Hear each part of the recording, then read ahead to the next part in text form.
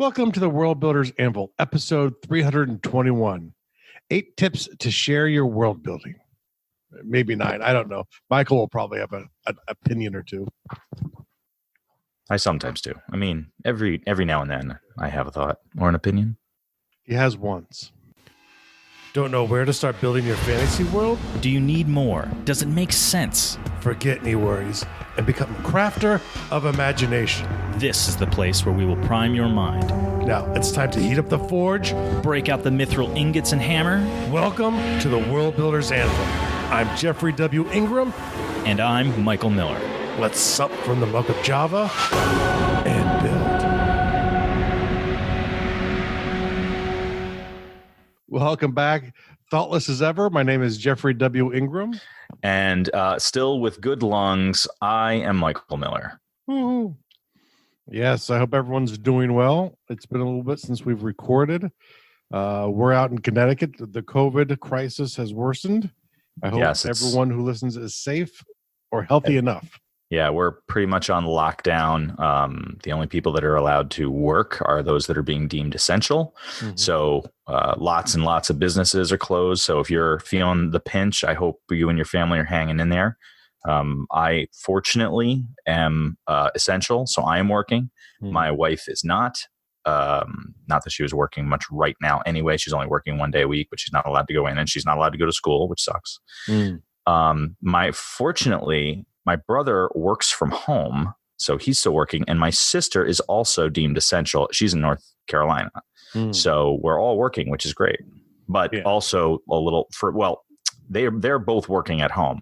I am in and out of potentially dangerous places because I'm going to grocery stores a lot. Our biggest client is a large grocery store chain. So I'm in and out. Which is also essential. That's one of the reasons that we're essential is because we service that very large grocery store chain. So that kind of made us essential.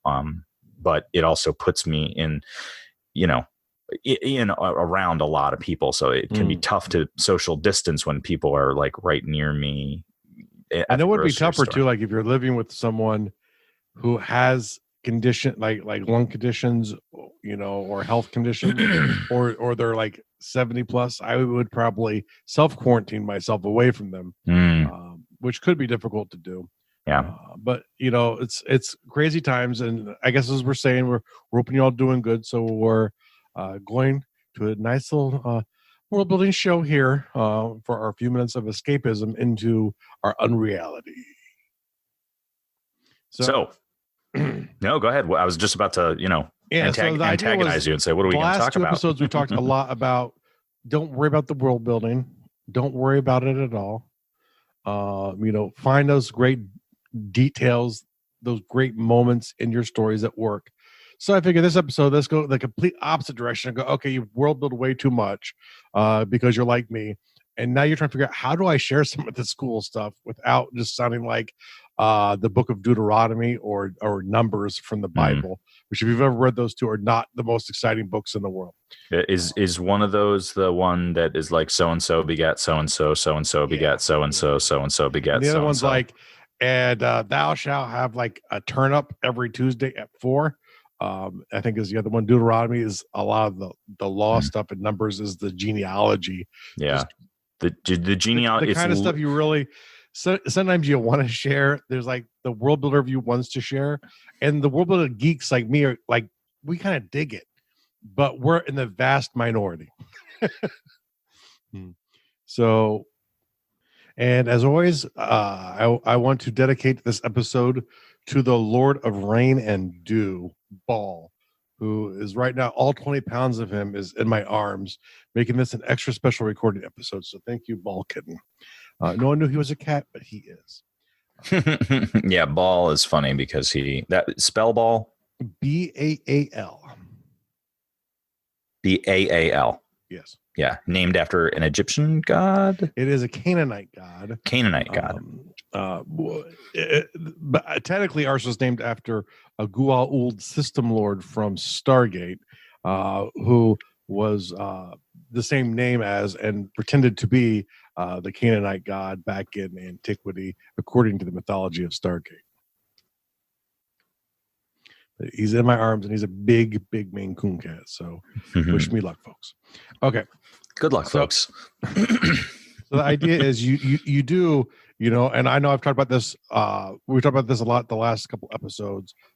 In the interview with both Michael and I's also friend, Jim Six, we talked about how the world building in the stories being delivered, especially in a written form or in a non-tabletop form, is typically the iceberg of the world building that you've made. And and I know Michael and I have talked many times, like, you don't just want to spout out world building. You don't want too much exposition about world building. So I figured, why don't we spend an episode kind of talking about like tips on how to share some of the stuff without it just being like reading the book of numbers. I was actually just about to share an analogy that I like, but it actually could be a tip in and of itself. So I think I'm going to wait a second. You're going to wait a second? Yeah, let's go through some of yours. And I have one that I really like, but I realized it was just going to be something small, but I can actually make it a little bit bigger. Yeah. Yes. So the first one here I have, and there are many more than 8.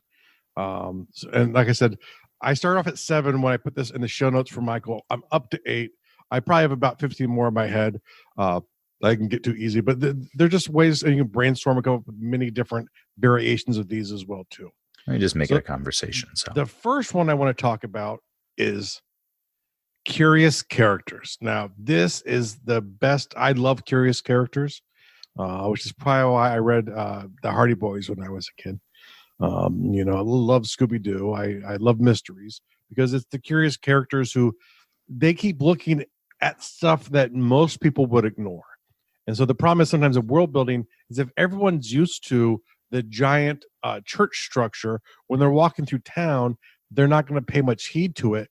So you're really not going to be able to talk about it. But if one of your characters is curious, maybe it's the kid who sneaks in to see the ritual being performed that the public doesn't normally get to see.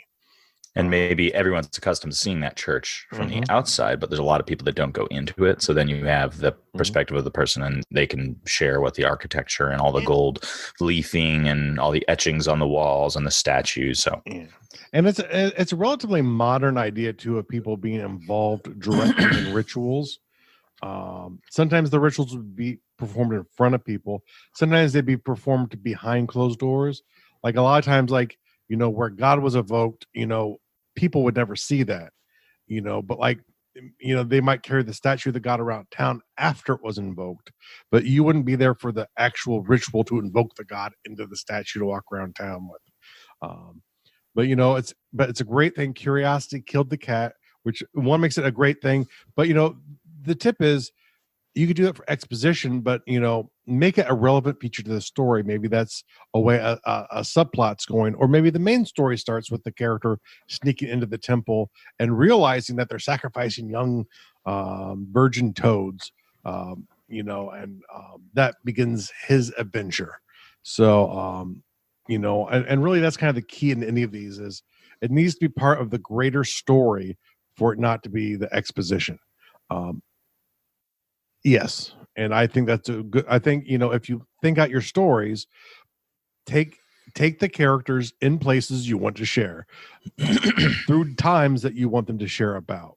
So if you got something interesting, make it a point that the character has to be there. Don't just, have them there. I mean, give them a reason to be there in my book. Yeah, most definitely. Make it a reason. Yeah. And help it further the greater glory of the story. Now, the next thing you have here is build groups up with diversity in mind. Yes. So now what do you mean by this? This is not, well, I mean, it kind of is, it's the idea where, if you have a couple characters together, make sure that they're going to have different perspectives on conversations.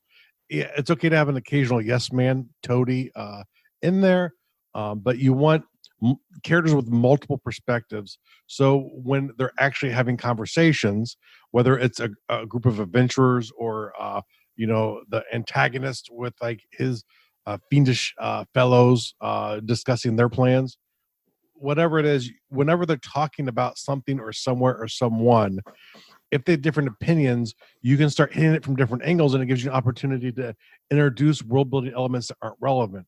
Well, sir, the reason why we're not going to attack that castle is because back in the Fourth Age, Prince Hibbledy Dibbledy, who was my best friend, always liked Hibbledy Dibbledy. You know, he tried to take this castle. This castle cannot be taken. We need a different approach, and maybe that leads to a different approach, or the person going, no, we're going to storm the gates anyway. It reminds me of, I think it's called Ironclad, where we talked about this. And when there was an episode we talked about where we were talking about like siege warfare and like, taking a castle. And there was a point in the movie where like they could not breach, they just couldn't get in. So they thought they'd starve them out, but they're like, no, they've got tons of food in there. So they're like, the guy's in charge. He's like, bring me 30 pigs.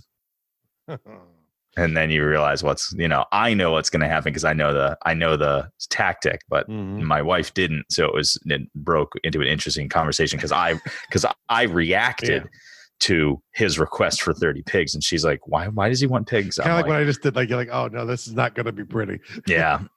Yeah. So go watch the movie Ironclad as a side assignment. If you're stuck inside, shouldn't be difficult. It might still be on Netflix.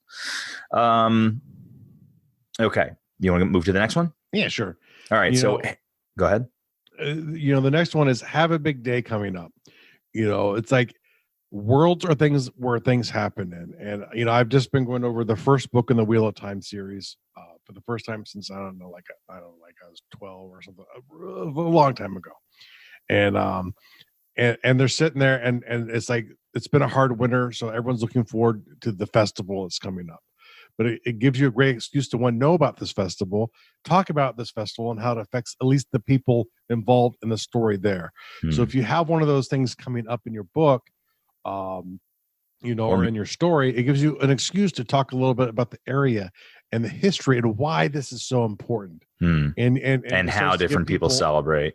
And it gives you an excuse to understand,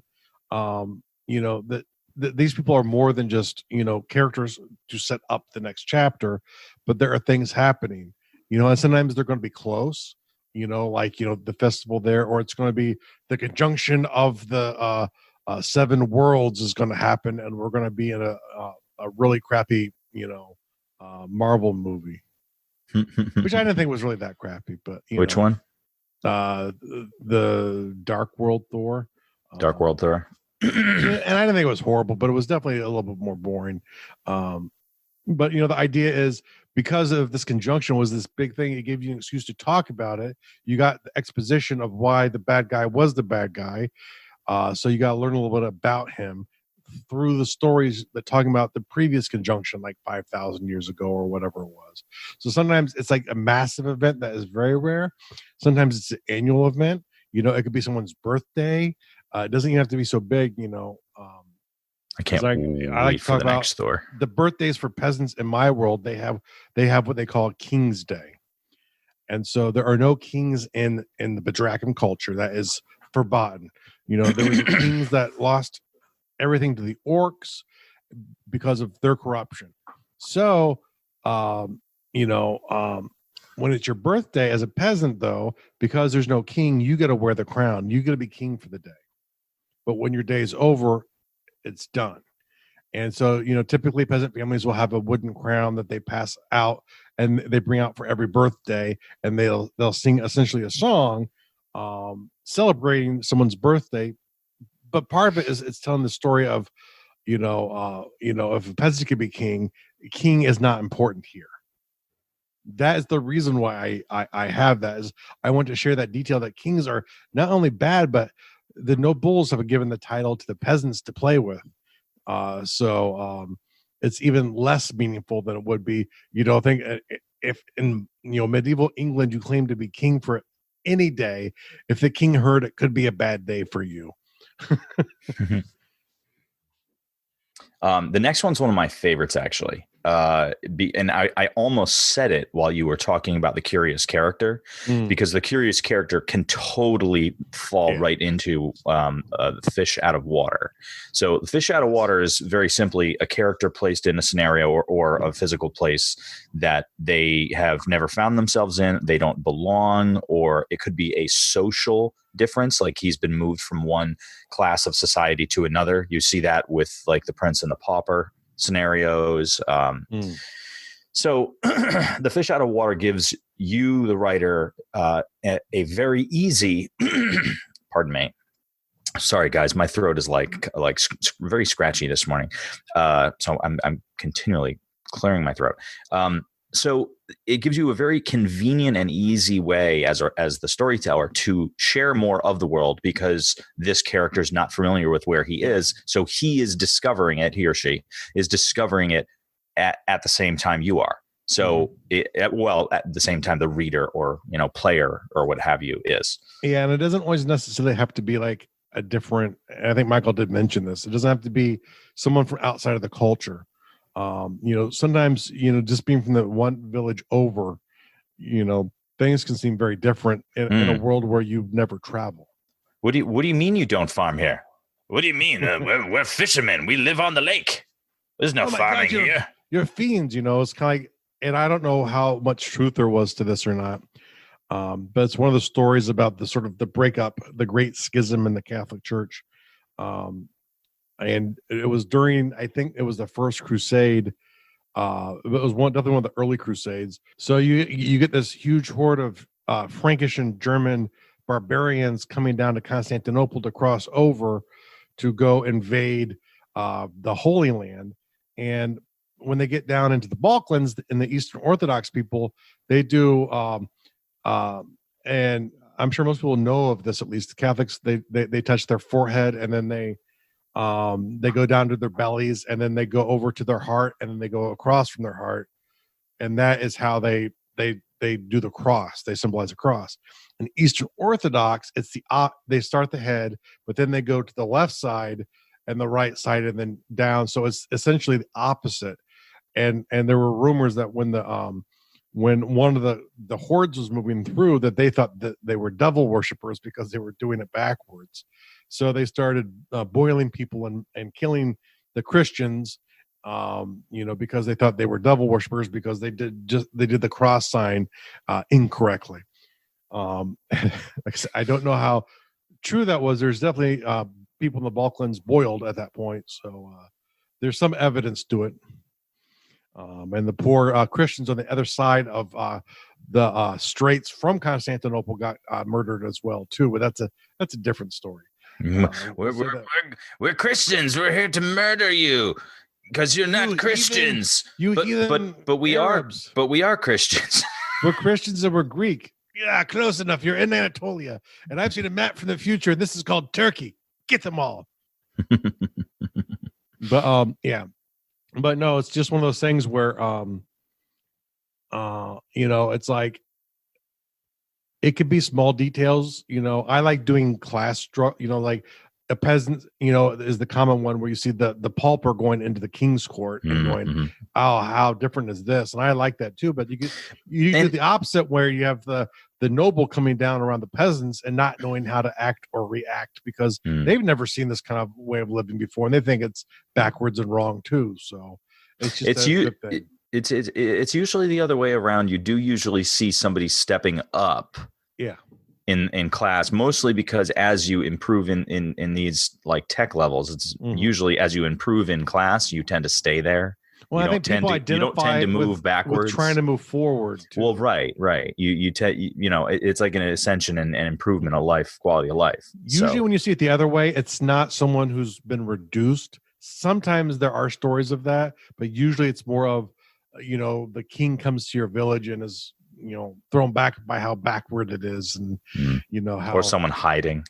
Yeah, you see that a lot, too. And where then you someone's hiding in a lower class. You've given hospitality to is actually the deposed emperor, and now the Praetorian Guard have come to murder everyone in the house with them. And you're like, oh, okay, here we go, new novel. Hopefully, I'm the protagonist and not a victim. But yeah. Now the next one is about perspective, and it's the idea, and this is the extremes of it, but xenophobic or xenophilic characters, because they're over fascinated with things that are different. Some like them and some hate them. But the thing is, anything that's even slightly a deviation than what their mind understands will become important to a character who has these kinds of traits. So it kind of leads you, it's kind of like a curiosity, but it's not, they're not going to look deeper into it to learn about it. They're going to go, oh, that's good or that's bad because I noticed this. But well, I mean, they're still going to notice. A xenophiliac Might, but that's if they're also wanting to learn that there's a personality that you need beyond it, where they might go, oh, that's super cool, that's different, and leave it at that. And just leave it at that. Oh, yeah, that's mimic true. it or take it, but they don't go deeper into it like a curious character would. Fair it's enough. A similar thing, but it's not quite the same. I like that one. It gives you I like that one a lot. Yeah. And especially if you want to get into modern ideals of things that people are talking about is, the idea of, oh, they're xenophobic or there's, they don't care about, that's a discussion happening in our country, well, at least before the virus started. So maybe that's gone away now. I don't know. I definitely lean xenophilia. I do like being in new cultures. I do like learning about, people that I don't know much about. Like I was at work yesterday, and one of the guys that I work with is Portuguese. So we were just talking about Portugal, and it was just really cool because I don't think I've ever spent any time just sitting and talking to anyone specifically who's from Portugal. So he was just giving me what life was like before he came to the United States. It's pretty cool. Oh, I know. Once someone was actually talking to me, and because they knew I liked history, and they were talking about like the late 1800s, early 1900s, and I had no clue. There's a Spanish-American War, World War II kind of ended it. That's kind of what I know, and I thought you really liked, like saying, I don't like new stuff. I like old stuff because it's a lot different. I like finding things and then my brain trying to figure out why they are the way they are, but that only works if you're looking at something that is, in hindsight, well, not only in hindsight but radically different than yours. It's the idea, and I read this somewhere, like you can never rate a president on how good or bad they are in their life, in the lifetimes of anyone who lived when they were president. So it's like, it's like Reagan, even FDR at this point can't truly be judged because there are still people around who remember when they were president, and then they have their own publications of Republican and Democrat, which, they take it from the perspective of today, which was different, back in the 30s even, but you still take your today standard that, and you push it back then, just because it's a president that was recent. But when they get too far away, then you can start really objectively looking at them. And I'd argue that as long as the political parties are the same in a bipolar system, that you can never truly judge them because it's always going to be a Republican or Democrat. And if you believe strongly in either way, you can never really rationally judge either one. So I like how you called it a bipolar system. Oh, that's bicameral is. Yeah, that just cracked me up. I thought you were going to go with binary system, and you're like bipolar. It feels that way. Yeah, it does sometimes. Because it's always like, it will end tomorrow if the person I don't vote for loses, and then 2 days later, it's just complaining about the other side. Yeah. So now the next one you have here on the list is Bards and Wizards. Now, what do you mean by that? That's so there's no description. Nope, that's to keep you nice and confused. So essentially, it's objective achieved. The idea is bards in stories, the traveling bards. They come to town and they tell you stories of the past. Yeah, tall tales. And they're usually tall tales, and you want to keep that in mind. And I always want to tell people to keep that in mind in general. Is the facts people learn about worlds in stories don't have to be true.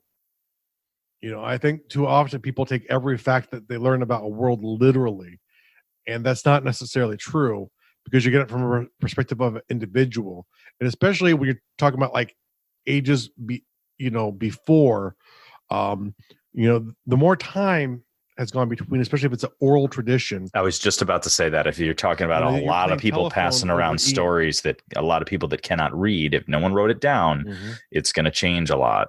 Yeah. And even, I would imagine even in systems like, like the Odyssey or the Iliad, which they had a rhyme and people would spend their life learning them. I would imagine from the time those stories came together until the time they got written down by Homer, that they've probably changed. And sometimes it's because the society, what they're looking for, changes. So the storytellers change the story to make them relevant to the people of that day.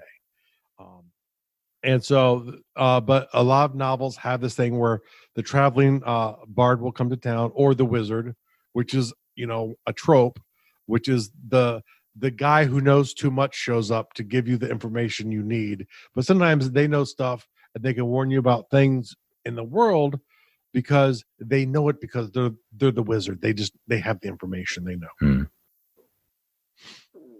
Alrighty then.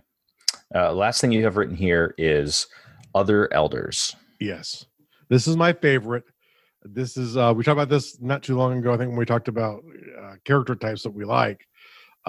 It's the crotchety old men sitting at the tavern, complaining about this, complaining about that. But in that, you're learning about, there's a king in the city and he rules over us, and these guys at least don't like him. And there's a count over there who doesn't like the king, but you learn the gossip.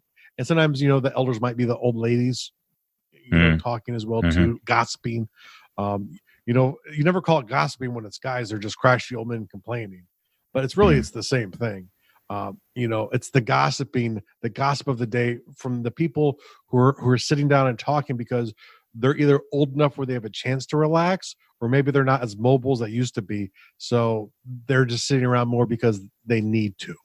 And also, when you're doing something like this, and I'm totally aping Steve Martin here from his master class, where you're doing your dialogue, try not to create your dialogue in a way that people don't and wouldn't talk. If Jeff and I are walking down the street and Jeff and I are brothers, I'm not going to say, Jeff, you're my brother. Jeff knows he's my brother. I'm not going to say that ever. But to start the conversation, if I just say, hey, how's dad doing? It's implied that he's my brother, and you get that information without me saying something that would sound ridiculous in an actual conversation. So getting back to talking about the king, you don't have to be like, well, we know we didn't, we know that this king didn't come into power through appropriate succession from the prior king, expounding upon it in a way that is, not natural. They can simply say, ever since this guy usurped our beloved king, I can't stand what he's doing in the kingdom now. This horrible guy, or blah blah blah blah. You know what I mean? You can say things without saying them, like even very basic things, like if you just say, boy, this usurper, killed my favorite king. Right there, it's a kingdom. The regime changed recently. There was a violent regime change, and because you're in town and you don't see stormtroopers everywhere, that at least civil order has been restored since then. So there's a lot of things told to you in that one sentence, especially if you've gotten some of the ambiance of the town already. So one of the good things is too, when you're talking about bards and elders and stuff like that, there is a constant stream of movement in ancient days where you might never go more than 20 miles from where you live as a peasant in ancient times.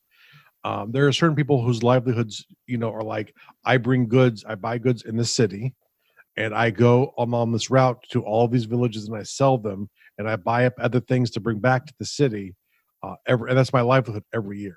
And so when that person comes to a hamlet, they might not be older, but they're going to be kind of like a bard, and they're going to be talking to the elders typically about the news of, well, you just came from the big city and brought us goods. Tell us what's going on in the city. Going on. Yeah, that's how the news happens. And Yeah, It word of can be mouth. abused as well too. So it makes for an interesting thing where maybe as a noble, you're spreading rumors that the king is feasting on uh, the blood of virgins every night because you want to start getting people upset and riled at the king. Maybe you pay some traders to spread misinformation, or bards to Mm. spread misinformation. It's kind of the classic thing, like in ancient Rome, where graffiti would be used to spread propaganda against your political enemies. You'd have your minions go out and put graffiti up, so it would spread the word of what a bad person so and so was. The other thing that I wanted to mention here that I thought of earlier, but I feel it actually bears its own point on this, is I tend to think about when it comes to oversharing or inappropriate world sharing. Not that it's inappropriate, but you're sharing things too soon or too much, or you're going off on a big tangent that it doesn't necessarily tie to what you're currently talking about. I tend to think about it like a target. So imagine like a dartboard, or like a bow and arrow target, where you've got the bullseye and then another ring and then another ring and then another ring, slowly concentrically getting bigger outward. So whatever you're talking about in the story, and you can also think about, I've used this same analogy when creating a town, a city, a region, a country. You start at that center point and you slowly work your way out, because that's people are going to travel outward that way. They're going to start in a home spot and they're slowly going to travel outward and outward as the population grows. So if you're talking about sharing a story, sharing your world, if you are focused on a character, obviously if you are bouncing around between tons of different characters that are located all around your world, you can still do this, but you're going to do it at an individual level each time you switch locations. So you've got a character. We'll keep it simple. We'll say your character, your story is just about this one character. That character is only going to have a sphere of influence and exposure that is limited to, where he travels and who he speaks with. So that's what you're going to share. Now, you as the world builder know all those further concentric rings out, but this character is only seeing his ring and maybe one ring outside of himself. So until he moves further out, you don't need to get into all those other rings. They might be influencing the inner rings. And you as the world builder need to know that. And when it becomes necessary to share those things, you can. But you don't need to immediately jump. Like you've got this little peasant, right? Let's say it's a full fleshed out country, but you've got this little peasant in this little town. Sure, he knows he lives in the town. Maybe he doesn't even know that he lives in a region, and he probably doesn't know that he's on a continent. Like he probably doesn't know all these things because of his life experience. So you as the author and storyteller can certainly say he lived on this gigantic continent, but it was just a humble living in this little town. Like you can do that, but that's, in my opinion, an overshare. We don't need to know that yet, if you want to share it through the eyes of the character anyway. One of my favorite pieces of dialogue, and this is not an exact quote, but I'll kind of make it up. And it was essentially from the movie Excalibur. And essentially, Sir Lancelot had met, I believe it was Sir Gawain, who was not yet a sir. He was a peasant who was trying to get the knight's attention to become a squire. And he's like, well, you better get up on my horse with me. He's like, it's like 20 leagues from here. And, this peasant guy who lived on the land near a village looked at him and says, my lord, the world's not that big. And he laughed and he put him on there and he wrote them out and they got him there. So, but, it's like, it's this idea of big and little ponds, Right? You sit there and you have that rich guy in the hamlet, let's say there's one middle-class person in the hamlet. He's the big fish of this very small pond. And then, you go over to the castle village and no one's heard of him. That in itself could be a revelation, to the character. Like, whoa. That's like you don't mess with this guy, And if it's from a big city, it could be like the big hoodlum on your block. You cross a block over and no one knows of him. They know the other hoodlum. He's the guy on their block. There's go watch the movie. I think it's called Knockaround Guys, if I'm not mistaken. There's a great sequence where the basic gist is it's a small mob movie where some money goes missing, I think, if I remember correctly. But you've got these guys from like New York, and you've got this little money problem happening in small town podunk America for whatever reason. So the mob guys' sons, who get no respect, decide to take it upon themselves to solve this problem because they want to earn their stripes. And the one of the guys is Vin Diesel, very, very young, very early Vin Diesel.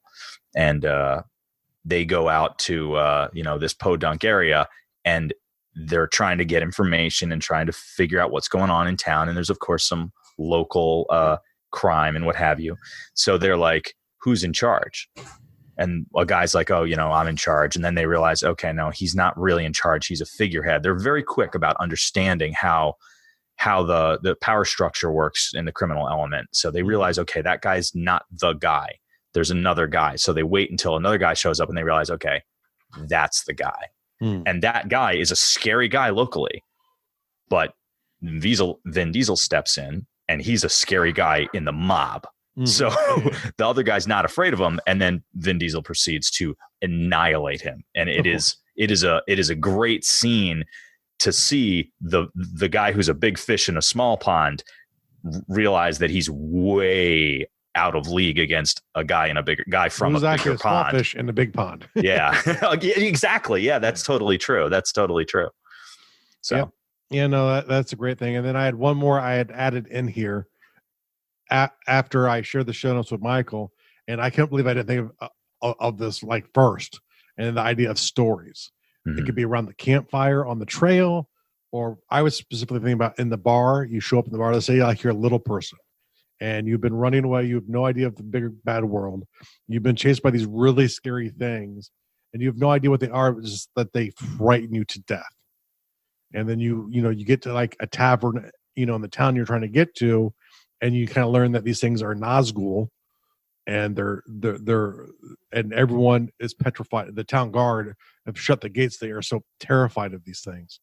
So it's like the taverns are a great place to hear rumors, to learn about things going on. It's typically current events, sometimes gossip as well too. But it's the stories that people tell to each other.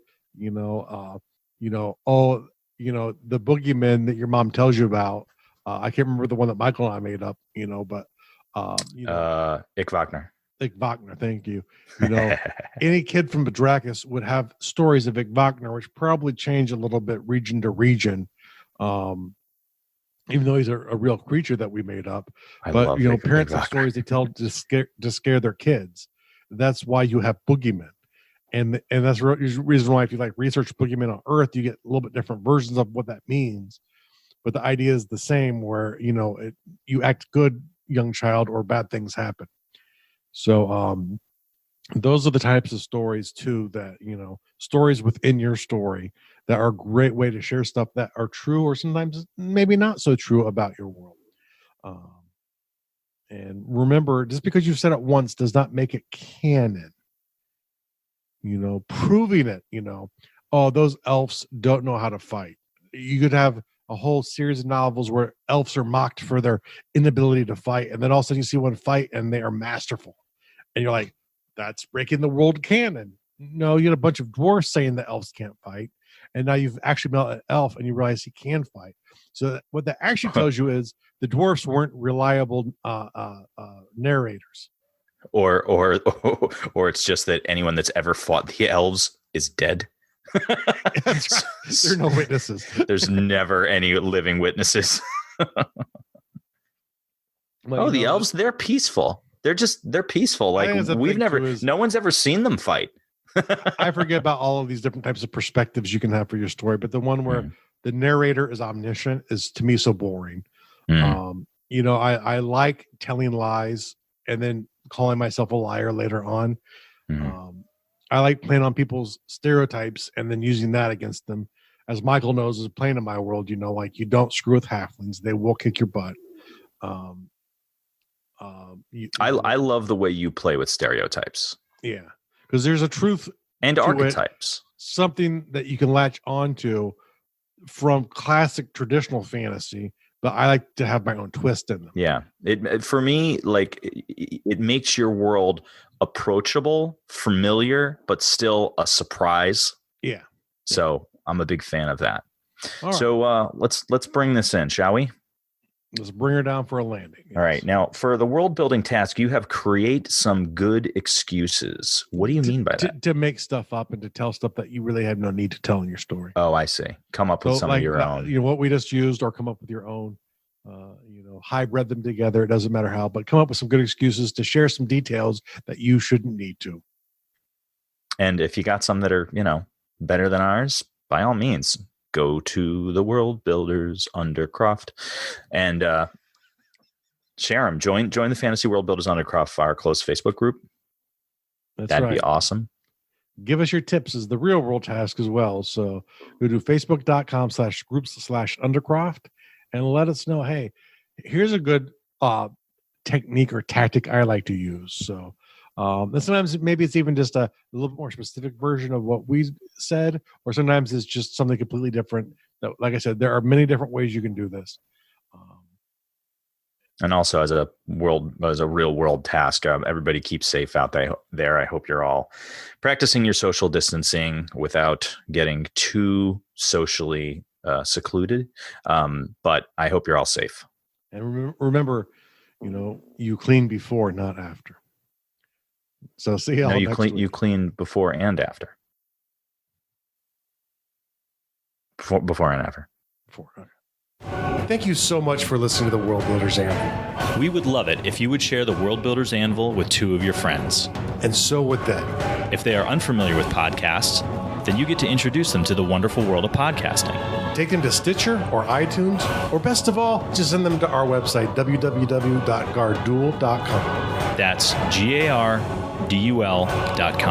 Now strike while the mithril's hot.